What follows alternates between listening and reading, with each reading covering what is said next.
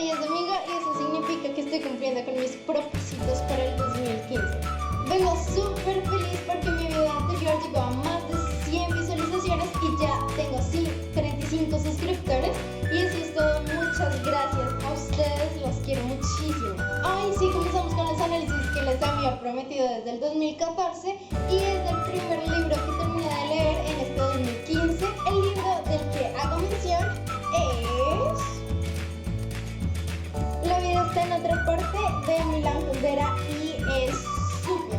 Pero el análisis por este libro es un poquito extenso, entonces voy a hacer dos videos. Este que están viendo y otro que voy a subir el próximo domingo. Este video se va a dividir en tres partes. La primera que vamos a ver es el autor, la segunda es la sinopsis y la tercera es un breve análisis de cada capítulo del libro. Comenzamos. El primero, el autor. El autor es Milan Kundera, que es un escritor checo nacido en 1929 y que actualmente vive en Francia. Un dato que debemos tener muy en cuenta es que luego de la Segunda Guerra Mundial, nuestro autor Milan Kundera se afilió al Partido Comunista. La primera novela fue La Broma y es una sátira del comunismo stalinista. Luego de publicarla, sus libros fueron completamente prohibidos y por ello decidió ir a Francia y lo logró en 1975. Luego de un tiempo pudo volver a publicar sus libros y publicó La vida está en otra parte, que es el libro del análisis, que dos. Sinopsis. La sinopsis es algo que generalmente leemos antes de leer el libro, como para tener una idea de qué se trata. Sin embargo, para este libro es muy importante que tengamos la sinopsis en cuenta desde que lo comenzamos a leer hasta que lo terminamos, porque así tendremos una mejor comprensión de él. Así que aquí les voy a explicar la sinopsis como pedacito por pedacito para que no se les escape ningún pedazo. La madre de Jaromil es una mujer posesiva que mima a su hijo en exceso y que desprecia a su marido, un discreto ingeniero en cuyo interior se esconde un verdadero héroe. Esta primera parte de la sinopsis nos deja claro que, aunque el personaje principal es Jaromil, la madre de él también juega un papel crucial en la historia. También tenemos en cuenta que existe como un lapsus familiar, ya que la madre, aunque ama muchísimo a su hijo Jaromil, desprecia a su marido. Alentado por la madre, que le ríe todas las gracias, Jaromil entra en la adolescencia creyéndose un poeta. Ok, esta segunda parte nos permite saber que Jaromil es un poeta. O sea, ustedes busquen cualquier reseña en Google y estoy segura que les va a aparecer La vida está en otra parte, de Milan Kundera. Narra la historia de un poeta, en este caso Jaromil. Mientras la madre tiene con el profesor de dibujo de Jaromil una aventura que la llenará de remordimientos, el hijo conoce las dificultades de trabar amistad con sus compañeros de colegio y trata de ocultar en sus poemas sus primeras experiencias eróticas.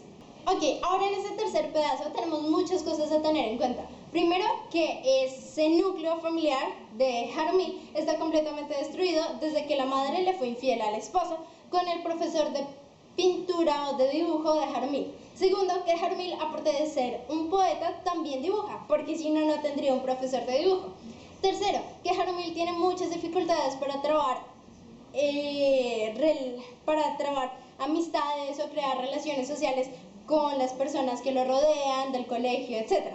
Y cuarto, que debido a este déficit en poder crear relaciones sociales, tiene que llegar a la adolescencia y comenzar a tener como sus primeras experiencias y eso detrás de los poetas, ya que no puede experimentar en su vida real o físicamente.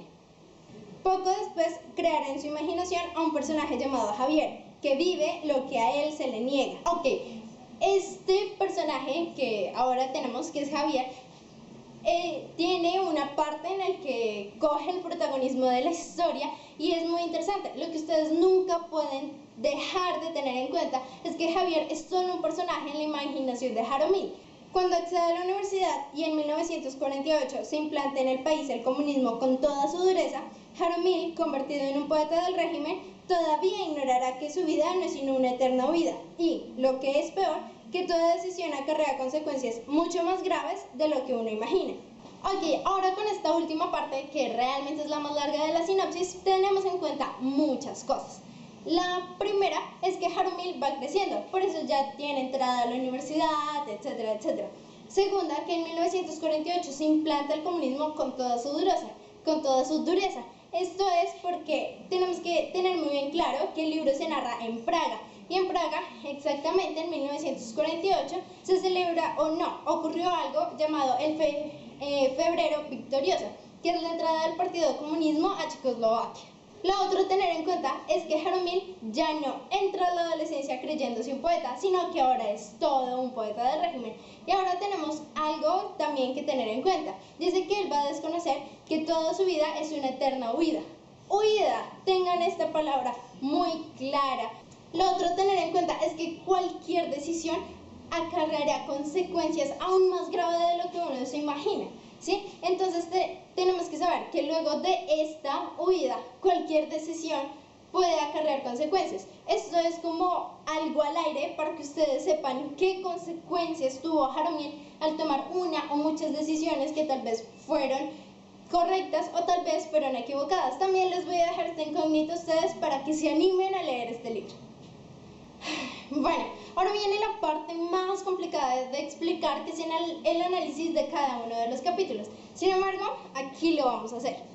Primera parte, o el poeta nace. Esta es una narración continua. ¿Y qué significa una narración continua? Es una narración que es un vínculo casual entre los capítulos y brevemente explica la concepción del poeta y sus primeros años de vida. Segunda parte, o Javier. Acá es donde tenemos que tener muy en cuenta a Javier. Esta es una narración onírica y onírica significa de los sueños o relativo a ellos. Esto lo que quiere decir en la obra es que, como ya vimos en la sinopsis, Javier es solo parte de la imaginación de Jaromil, es decir, como parte de sus sueños. Tercera parte, del poeta se masturba. Esto, en pocas palabras, narra la llegada de Jaromil a la adolescencia y la manera en la que se tiene que esconder detrás de sus poemas sus primeras experiencias eróticas, como lo leímos en la sinopsis. Esta es una narración discontinua, es decir, sin un vínculo casual entre los capítulos. Cuarta parte, o el poeta huye. Esta es la parte más difícil del libro y para la que tienen que estar mejor preparados. Esta es una narración polifónica.